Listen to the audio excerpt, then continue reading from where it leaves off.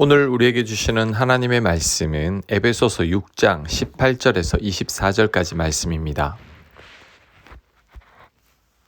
18절 모든 기도와 간구를 하되 항상 성령 안에서 기도하고 이를 위하여 깨어 구하기를 항상 힘쓰며 여러 성도를 위하여 구하라. 아멘.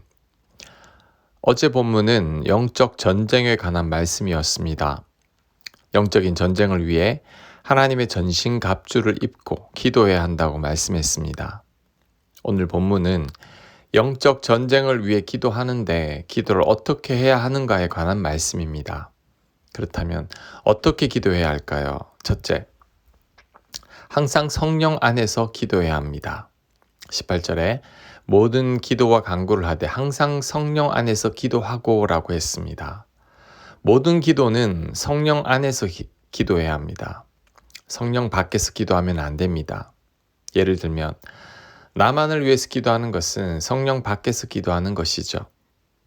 다른 사람이 잘못되는 건 전혀 관심이 없고 나와 내 가족만을 생각하고 기도한다면 이것은 욕심이 가득한 기도이고 사랑이 없는 기도입니다. 이런 기도는 성령 밖에서 기도하는 것이죠. 우리는 기도할 때 항상 하나님 뜻 안에서 기도해야 합니다. 그렇다면 내 기도가 하나님 뜻 안에 있는지를 잘 알 수 있는 방법이 있을까요? 있습니다. 내 기도에 성령의 9가지 열매가 있는지를 점검해 보면 됩니다.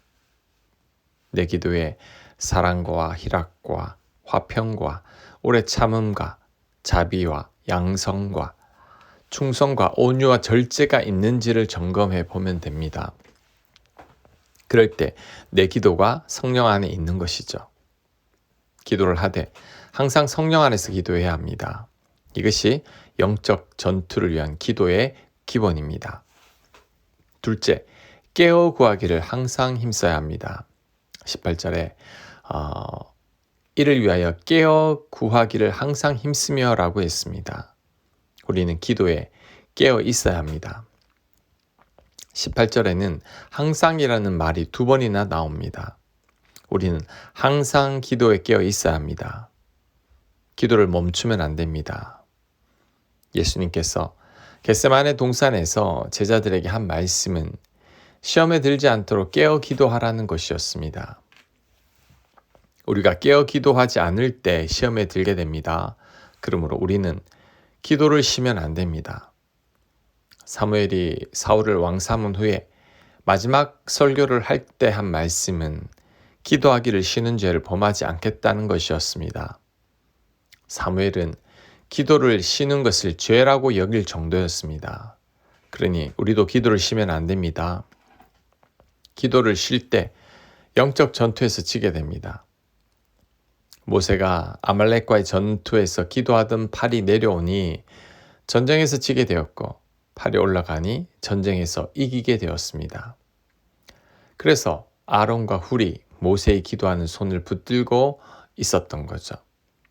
이것은 기도를 쉬면 안 된다는 것을 의미합니다.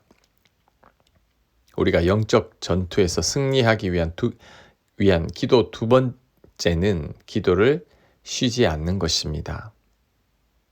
늘 깨어서 기도하는 것이죠. 자, 3번째, 여러 성도를 위해서 기도해야 합니다. 18절 끝부분에 말씀합니다. 여러 성도를 위하여 구하라. 나만을 위해서 기도하면 안 됩니다. 내가 잘 살아도 내가 속한 공동체가 무너지면 결국 나도 무너지게 됩니다. 내가 아무리 잘 살아도 내 나라가 망하면 나도 망한 것입니다. 내가 아무리 신앙생활을 잘해도 교회가 갈등이 있어서 무너지게 되면 결국 나도 무너지는 것이죠. 그러니 모두가 다 잘 되어야 합니다. 이를 위해 우리 모두가 기도해야 합니다. 우리는 서로를 위해서 기도해야 합니다. 내가 속한 교회의 교인들을 위해서 기도해야 합니다. 그렇지 않으면 마귀가 또 누군가를 건드려서 넘어뜨릴 것입니다. 그러니 우리는 서로를 위해 여러 성도를 위해 기도해야 합니다. 그래야 나뿐만 아니라 모두가 복된 삶을 살게 됩니다. 19절 또 나를 위하여 구할 것은 내게 말씀을 주사 나로 입을 열어 복음의 비밀을 담대히 알리게 하옵소서 할 것이니 이 일을 위하여 내가 쇠사슬에 매인 사신이 된 것은 나로 이 일에 당연히 할 말을 담대히 하게 하려 하심이라. 아멘. 바울 자신을 위해 기도 부탁을 합니다. 말씀을 주사 복음의 비밀을 담대히 알리게 해달라고 요청합니다. 정말 이 말씀이 맞는 말씀이죠. 하나님이 말씀을 주셔야 합니다. 말씀을 안 주시면 결국 목회자가 자기 말을 하기 때문이죠.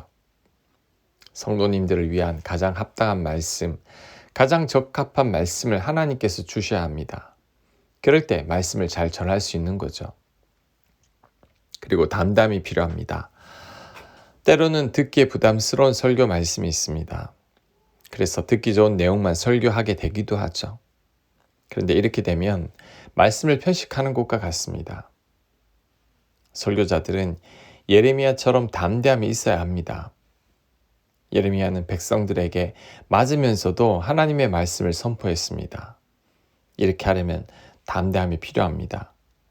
성도님들 눈치 보지 않고 설교하려면 담대함이 필요하죠. 바울은 이런 담대함을 달라고 기도 요청하고 있습니다. 저를 위해서도 기도해 주셔야 합니다. 하나님께서 저에게 말씀을 주실 것과 담대하게 사람 눈치 보지 아니하고 말씀을 전하도록 기도해 주시기 바랍니다. 21절 나의 사정 곧 내가 무엇을 하는지 너희에게도 알리려 하노니 사랑을 받은 형제여 주 안에서 진실한 일꾼인 두기고가 모든 일을 너희에게 알리리라. 우리 사정을 알리고 또 너희 마음을 위로하기 위하여 내가 특별히 그를 너희에게 보내었노라. 아멘. 두기고는 바울의 편지를 전달한 사람이죠. 에베소서 교회와 골로새서 교회에 바울의 편지를 전달한 사람이 바로 두기고입니다. 두기고는 바울의 동역자이고 후에는 디도의 후임으로 그레데 섬에서 사역했고 그 후에는 에베소 교회에서 목회를 했었습니다. 이것을 볼 때 굉장히 믿음직한 인물임을 짐작할 수 있죠. 이런 두기고에게 우리가 본받을 점이 있습니다. 그게 뭘까요? 첫째, 사랑을 받은 형제입니다. 21절에 이렇게 말하죠. 사랑을 받은 형제요. 자, 두기고가 사랑을 받은 형제입니다. 두기고를 싫어하는 사람이 없습니다. 우리도 이렇게 사랑을 받아야 합니다. 사람을 편식하는 사람들이 있죠. 내 입맛에 맞는 사람만 좋아하는 사람이 있습니다. 이런 사람들의 평가는 극과 극이죠. 아주 좋다는 사람들이 있고 아주 까다롭다고 하는 사람들이 있을 겁니다.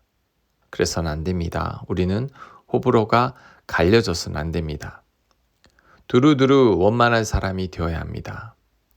모두에게 좋은 평가를 받아야 합니다. 자, 두 번째 두기고는 진실한 사람입니다. 그래서 21절에 주 안에서 진실한 일꾼인 두기고가 라고 말씀하고 있죠. 진실한 사람의 원어적 의미는 믿음직한 사람이라는 것입니다. 바울의 가장 귀중한 편지 전달자로 두기고를 세운 것만 봐도 짐작할 수 있죠. 중요한 일을 맡길 때 우리는 아무한테나 안 맡깁니다. 믿을 만한 사람에게 맡기죠. 그 믿을 만한 사람이 바로 두기고입니다. 여러분도 두기고처럼 믿음을 주는 사람이 되어야 합니다. 맡기면 왠지 불안한 사람이 아니라 정말 믿을 만한 사람이 되어야 합니다. 요셉처럼 다 맡길 수 있는 사람이 되어야 합니다. 다윗처럼 나라를 맡길 수 있는 사람이 되어야 합니다. 그러기 위해서는 지금부터 주변 사람들에게 믿음을 줘야 합니다.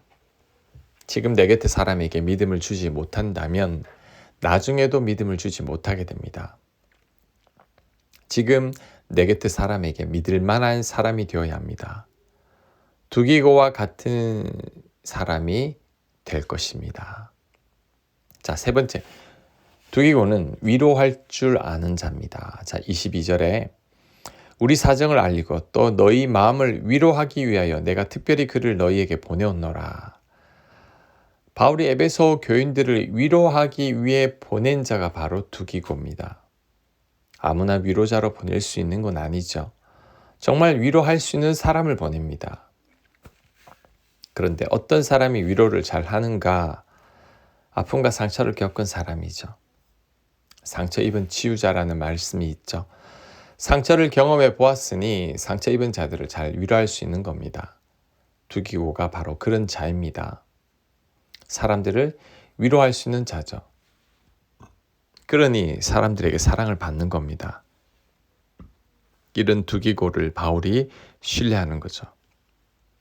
만약에 여러분에게 많은 상처와 아픔이 있다면 여러분은 두기고와 같은 위로자가 될 수 있습니다. 하나님께서 위로자로 여러분을 부르고 계십니다.